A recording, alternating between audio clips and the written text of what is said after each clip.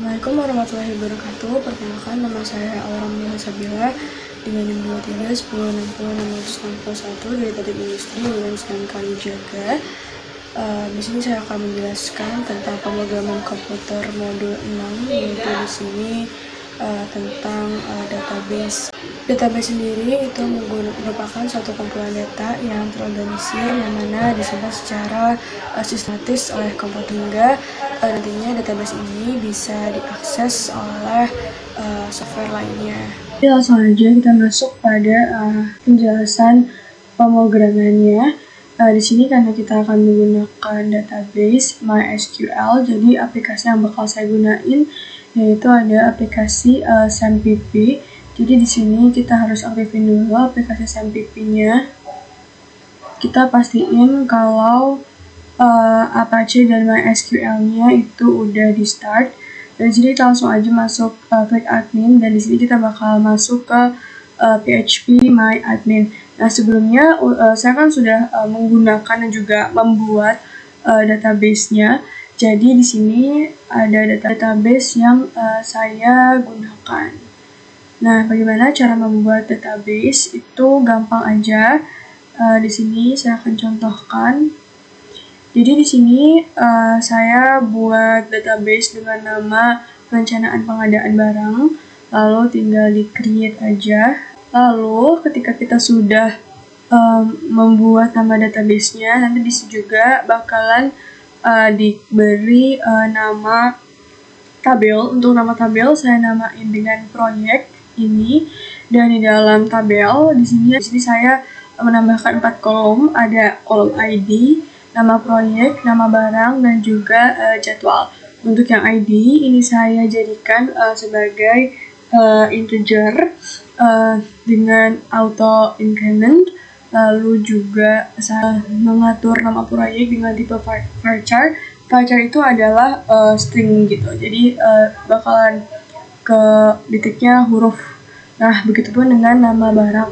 Nah, untuk yang jadwal ini ada pilihan date-nya kayak gitu. Nah, untuk yang 11255 itu merupakan penentuan panjang dari si tulisannya. Untuk yang varchar itu aku maksimalin di 255 huruf, begitupun dengan nama barang. Untuk yang ID atau yang integer itu 11 huruf maksimal, seperti itu.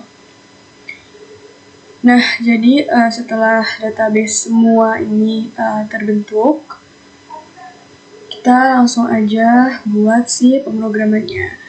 Nah, karena di sini aku akan mengkoneksikan ataupun mengintegrasikan antara database MySQL juga dengan tkinter. Jadi di sini aku langsung aja import MySQL.connector dan juga import tkinter SDK. Nah, untuk tkinternya di sini juga aku menggunakan message box sebagai kolom pemberitahuan.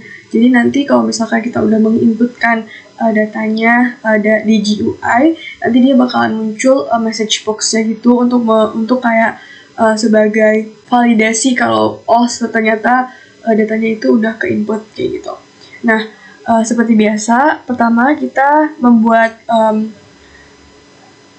program dulu untuk menghubungkan program ke database. Oh ya, sebenarnya untuk membuat database MySQL di SAMPP itu ada 2 cara. Pertama, itu bisa banget langsung di aplikasi SAMPP yang tadi saya lakukan. Tapi yang kedua juga bisa menggunakan pemrograman di VS Code-nya. Tapi saya lebih nyaman untuk menggunakan cara yang pertama, yaitu langsung di SAMPP-nya. Pertama itu kita menghubungin dulu database-nya. Jadi aku pakai fungsi definisi di sini untuk connecting database MySQL.connector. Kita kasih juga localhost, password, dan lain sebagainya. Nah, di sini adalah nama database yang akan saya gunakan, yaitu perencanaan pengadaan barang. Nah, lalu kemudian di sini karena nantinya itu saya pengen kalau user itu bakal bisa nge-input sendiri isi dari kolom-kolom di database yang saya buat, maka dari itu di sini saya membuat program yang mana nantinya bisa diinputkan oleh user gitu. Jadi di sini kita beri nama variabel, terus entry karena nanti di entry sama user, dan juga nama ini adalah buat si kolom nama proyek .get, jangan lupa tanda kurung seperti ini. Begitupun sama halnya di yang lain, di jadwal dan juga di nama barangnya. Karena apa? Ini fungsinya adalah untuk menambahkan inputan dari user ke database-nya, kayak gitu.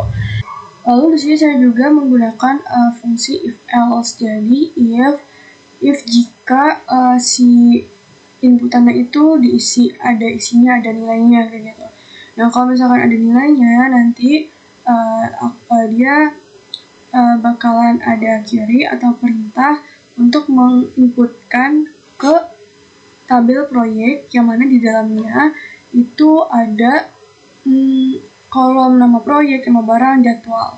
Nah, jangan lupa dikasih values yang jumlahnya disesuaikan dengan jumlah kolom yang akan diisi. Lalu masuk ke fungsi untuk membersihkan entry si fields-nya. Nah, lalu sebetulnya dalam tugas Pemcom kali ini saya ditugaskan untuk membuat perintah select.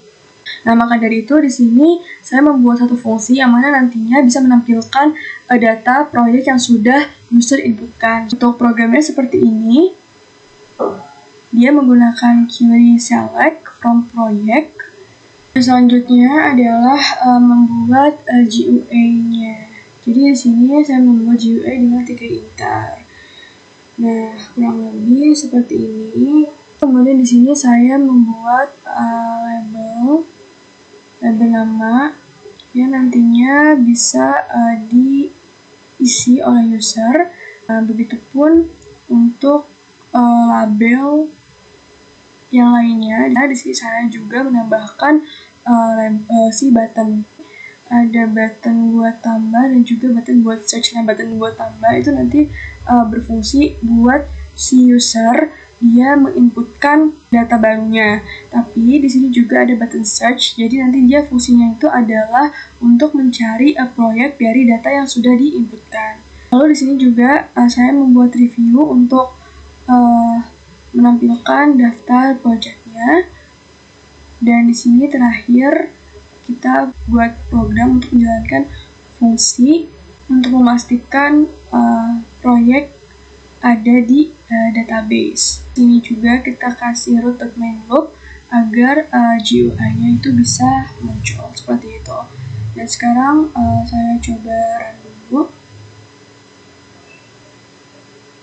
Nah, ini adalah tampilannya. Saya udah menginputkan beberapa data untuk percobaan.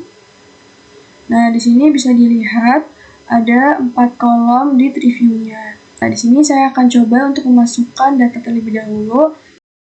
Nah, kita tambahkan proyek. Nah, nanti dia bakalan muncul message box yang menyatakan proyek sudah ditambahkan.